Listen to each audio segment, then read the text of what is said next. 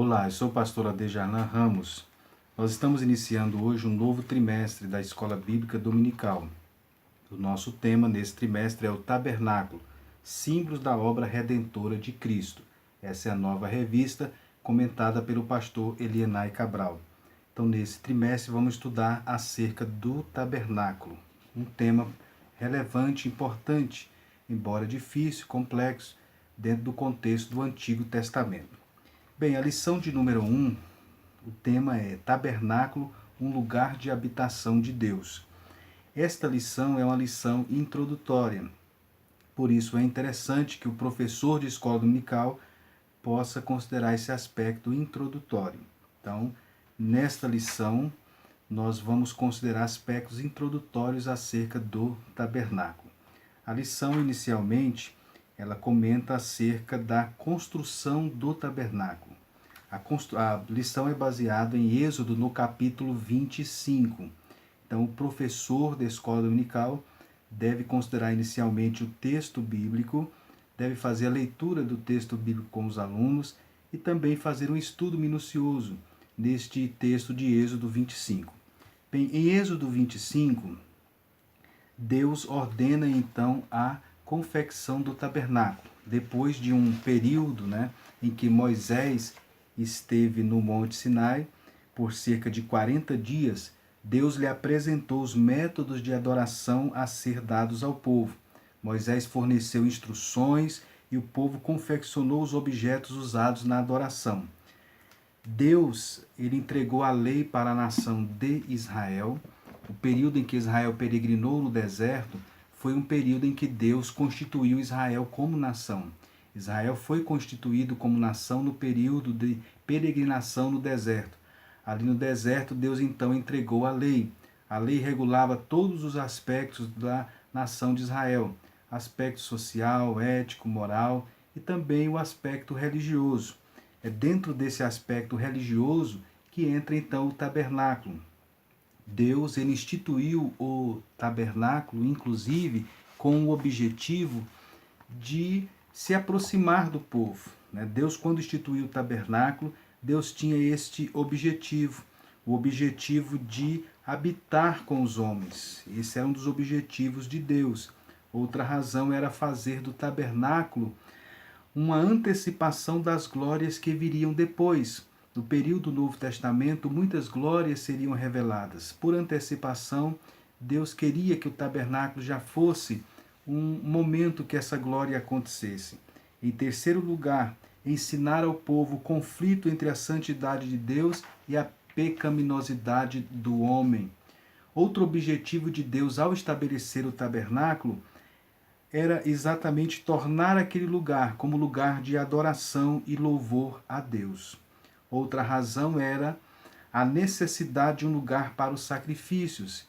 Era necessário se ter um lugar para realizar os sacrifícios e o tabernáculo constituía neste lugar. Portanto, este era o objetivo de Deus ao instituir o tabernáculo. Deus queria exatamente que o local de culto fosse centralizado. Bem, aqui na primeira parte do comentário da lição, a parceria de Deus com seu povo para a construção do tabernáculo. Em Êxodo, do capítulo 25, Deus então, nós temos nesse texto, tanto em Êxodo 25, como também em Êxodo, mais na frente, do capítulo 25 em diante, até o final do livro de Êxodo, nós temos o mandato de Deus para construir o tabernáculo, temos também as peças do tabernáculo, as ofertas que o povo traz, enfim. Bem, o que nós podemos então considerar aqui nesse texto? Deus queria que construísse um local centralizado de adoração. O plano de Deus, o projeto de Deus para a construção do tabernáculo era que o tabernáculo fosse um local então centralizado de adoração. O povo israelita, como preparação para a ocupação da terra prometida, eles receberam um sistema de lei para regulamentar a vida individual e a vida também nacional, como, por exemplo, que evitasse a exploração dos pobres, de estrangeiros, E também Deus queria que eles fossem salvaguardados também do politeísmo e da idolatria. Como este foi um meio preventivo de Deus. Inclusive nós vemos isso já no bezerro de ouro, na construção de bezerro do ouro, já mostra como o povo tinha tendência às vezes para a idolatria e para o politeísmo. Deus agora estabelece que se construa um tabernáculo. Deus então foi muito específico, a ordem foi dada a Moisés, o modelo também foi dado a Moisés. Deus não queria especulações, embora Moisés tivesse instrução universitária e conhecesse muitas questões certamente relacionados a aspectos da engenharia, certamente, embora rudimentar, mas Deus não queria isto. Deus queria então que o modelo fosse seguido estritamente pelo formato que Deus estabeleceu. O tabernáculo seria, portanto, uma espécie de templo portátil, né? Deus queria que o tabernáculo fosse uma espécie de templo portátil, porque o povo, à medida que eles peregrinavam, eles então levavam o tabernáculo juntamente com si. Portanto, o tabernáculo ele era desmontável e era também recarregável. As pessoas poderiam carregar para onde fosse. É mais na frente na história sagrada que nós temos a construção, então, do templo. Em Êxodo 25:1, então diz o texto: Então falou o Senhor a Moisés, dizendo: Fala aos filhos de Israel que me tragam uma oferta alçada de todo homem, cujo coração se mover voluntariamente. Dele tomareis a minha oferta alçada. Inicialmente, o comentarista, o pastor Elienay, ele comenta acerca das ofertas, né? No versículo 1 e 2, nós temos então a materialização da obra de Deus. Deus então dá a ordem, Deus dá também o modelo e começa então a se materializar. O pastor Elienay Cabral, ele destaca no ponto 3 as verdades bíblicas acerca do ofertante. O texto bíblico diz oferta no versículo de número 2, o texto diz, Êxodo 25:2, de todo homem cujo coração se mover voluntariamente. Olha bem essa expressão, se mover. Foi dada então a oportunidade para o povo trazer uma oferta de maneira voluntária e livre para o centro de culto, conforme nós podemos observar nesse texto, uma lista de 14 componentes e materiais necessários para a construção do tabernáculo. É de admirar o quanto que essas contribuições certamente vieram de lares egípcios e que foram confiados às mãos dos israelitas. Se nós lermos o texto de Êxodo, no capítulo de número 12, você pode inclusive mostrar para os alunos esse texto. Em Êxodo capítulo 12, versículo 35 e 36 está escrito: Fizeram, pois, os filhos de Israel, conforme a palavra de Moisés, e pediram aos egípcios objetos de prata e objetos de ouro e roupas. E o Senhor fez que seu povo encontrasse favor da parte dos egípcios, de maneira que estes lhes davam o que pediam, e despojaram os egípcios. Ou seja, isso não foi feito de forma fraudulenta, mas tratava-se de um pedido honesto. Era Deus já prevendo, no caso aqui em Êxodo, no capítulo 12, a construção então do tabernáculo. Portanto, o povo pediu e eles então doaram. O povo então tinha esse material. Foi uma contribuição. O povo então, mediante este apelo de Moisés para o povo, eles fizeram então com alegria, com entusiasmo. O entusiasmo foi tão grande que em Êxodo 35, a Bíblia nos mostra que eles tiveram de ser impedidos de dar mais. Impedidos de dar mais. Né? Então, o pastor Elienay, ele destaca a questão das 3 verdades bíblicas em relação ao ofertante. Primeiramente, ele diz que a oferta foi um plano de Deus para o sustento da sua obra, isso desde o período do Antigo Testamento. O ato de ofertar, ele é voluntário. O texto diz de todo homem cujo coração se mover voluntariamente. E em terceiro lugar, fidelidade ao Senhor trará abundância. Quem é fiel no pouco é fiel também no muito. Portanto, o povo trouxe o que foi necessário para o serviço da obra do Senhor. Êxodo 36 e o versículo 5. Então, neste momento do comentário, o pastor Elienay, ele destaca essas verdades bíblicas acerca do ofertante e também da oferta, o que você pode contextualizar também em sala de aula.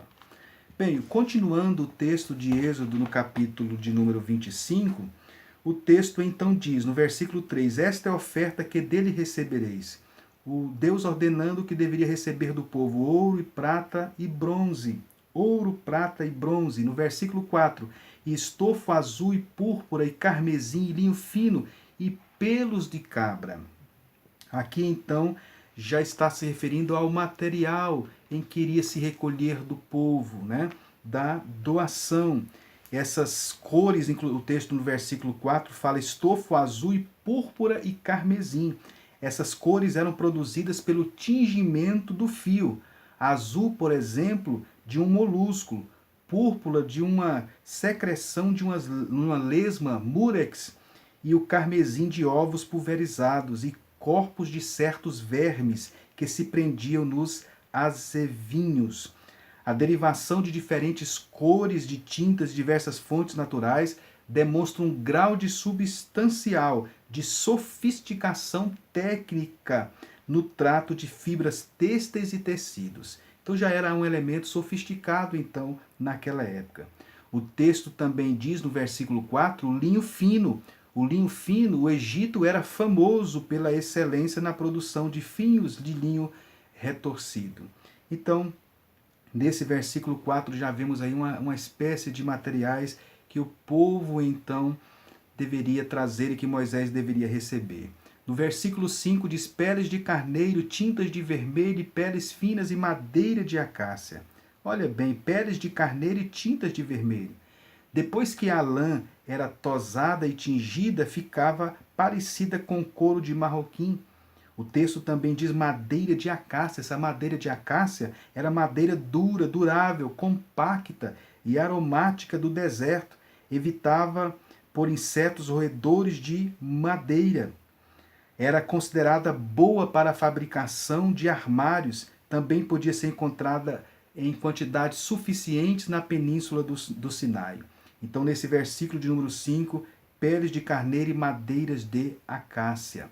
No versículo de número 6, o texto diz azeite para a luz, especiarias para o óleo de unção e para o incenso aromático. Veja que nesse versículo 6 fala de especiarias. Pelos muitos anos da história bíblica, a Arábia era altamente respeitada pela variedade de bálsamos que exportava. E no versículo de número 7 já fala de pedras preciosas, fala de pedra de ônix, pedras de engaste para a estola sacerdotal e para o peitoral. Provavelmente, alguns estudiosos acham que se tratava de quartzo crisópraso, produto conhecido dos egípcios com o qual Israel indubitavelmente estava familiarizado. A Septuaginta, inclusive, traduz aqui como berilo. É o que a Septuaginta diz.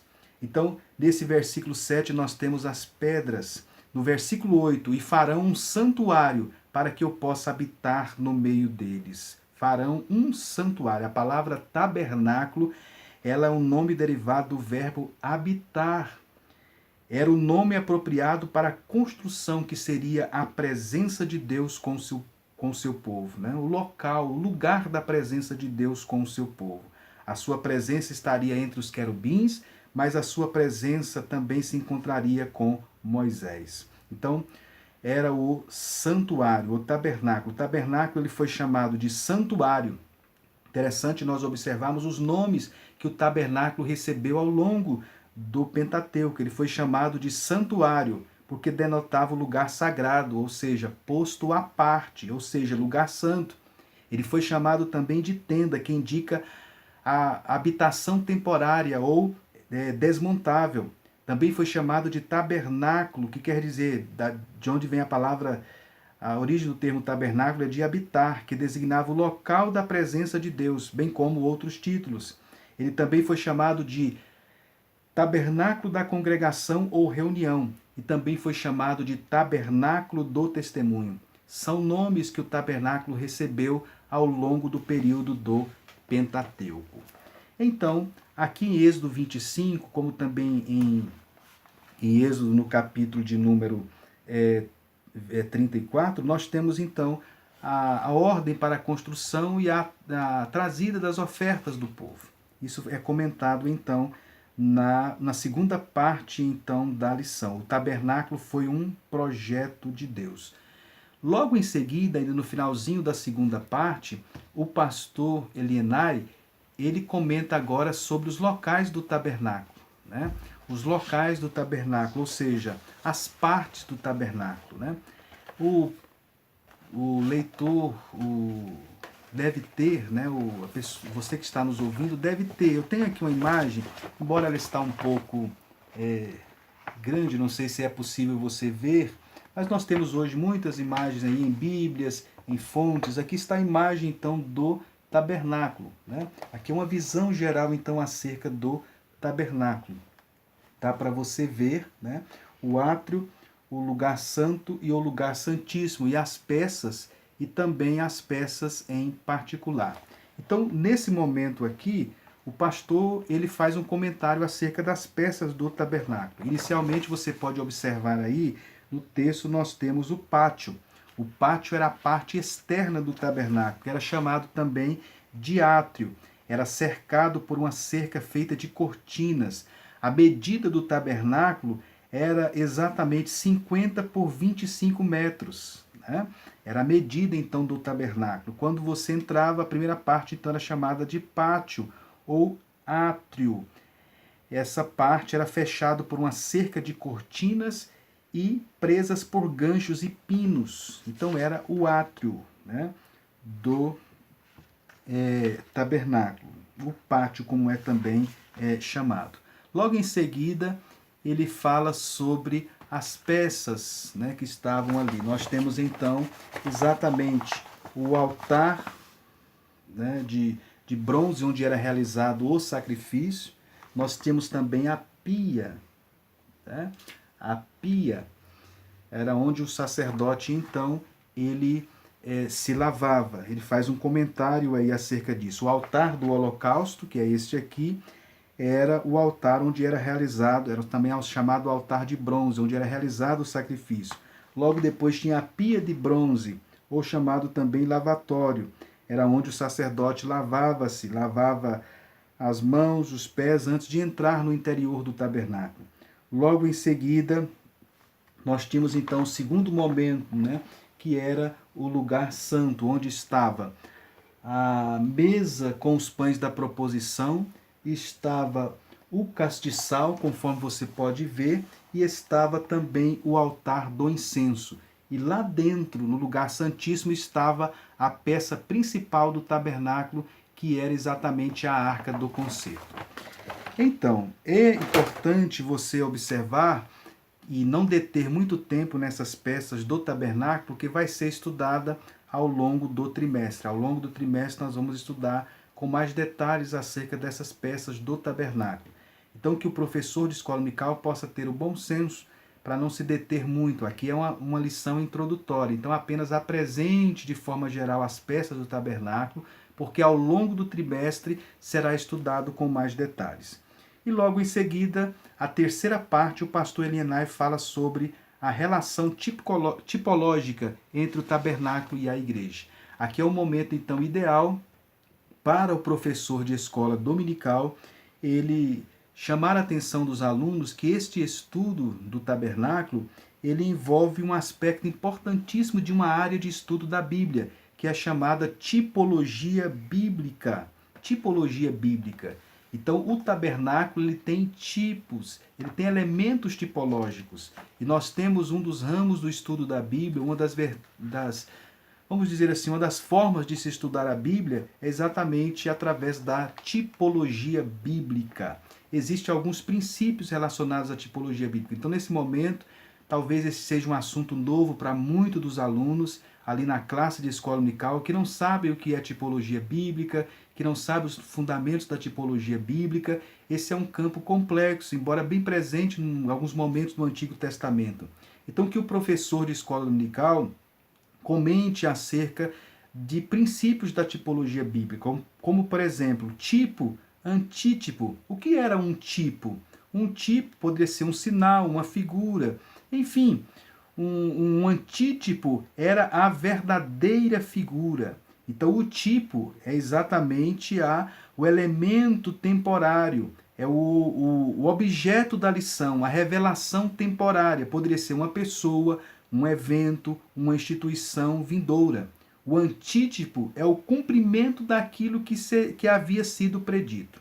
Então, o tipo é exatamente uma revelação temporária de uma pessoa, um evento ou instituição.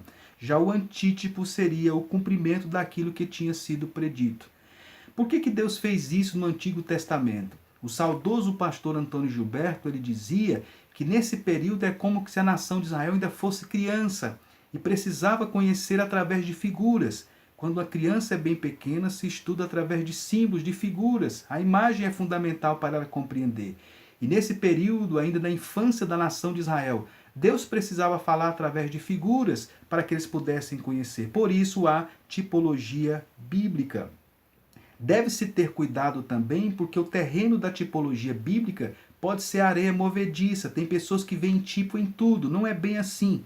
O tipo ele precisa ser profético em todos os pontos de semelhança com o antítipo e precisa verdadeiramente prefigurar as coisas futuras. O tipo ele é sempre terrestre, enquanto o antítipo pode ser tanto terrestre como pode ser também celestial. Outro ponto a ser observado como fundamento da tipologia bíblica, desde que tipo e antítipo necessitem de pré-ordenados como parte de um mesmo plano divino, eles não podem ser algo escolhido pelo homem. A única autoridade dos tipos é a sua aplicação que provém da Bíblia. Então não é somente ter semelhança para se tornar um tipo, é necessário algo mais do que a mera semelhança para que alguém, alguma coisa ou alguma instituição constitua um tipo.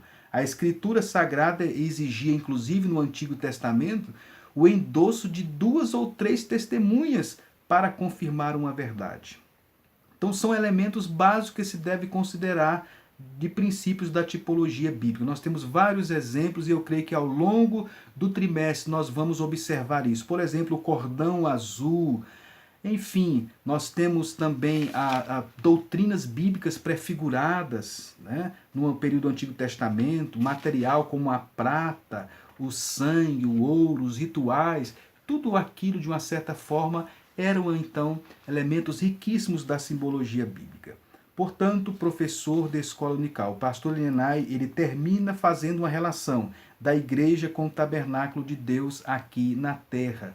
Ele cita, por exemplo, o texto de Efésios 2, onde fala da igreja como morada de Deus em espírito, e Paulo tipificou a igreja como edifício de Deus para falar do crescimento coerente e organizado da comunidade cristã. 1 Coríntios 3 e o versículo 9. Então, na realidade, a igreja é o edifício espiritual constituído ou construído para a morada de Deus como tabernáculo no Antigo Testamento. A igreja, inclusive, é chamada, ela é tratada como templo de Deus em 1 Coríntios 3 e o versículo 16. A igreja é tipificada também como casa de Deus, lá em 1 Timóteo 3,15.